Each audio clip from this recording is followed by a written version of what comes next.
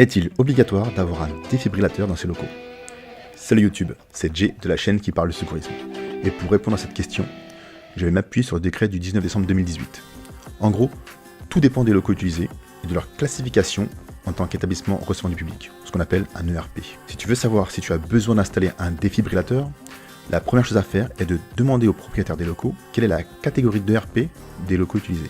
Puis s'équiper d'un défibrillateur avant la date butoir donnée par le décret, à savoir 1er janvier 2020 pour les ERP de catégorie 1, 2 et 3, 1er janvier 2021 pour les ERP de catégorie 4 et 1er janvier 2022 pour les ERP de catégorie 5. Donc, pour le moment, ce n'est pas une obligation, mais ça va vite le devenir.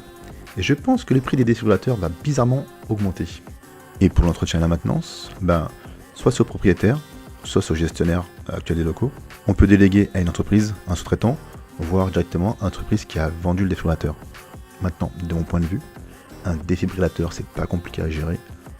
Si on nomme une personne ou deux personnes responsables, c'est largement faisable. Mais ce n'est qu'un point de vue.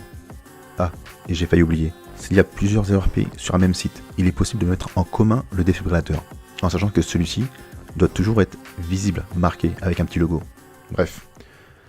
Dans les descriptions, tu trouveras le lien vers le décret et un lien pour te permettre de trouver la catégorie et le type d'ERP correspondant à tes recherches.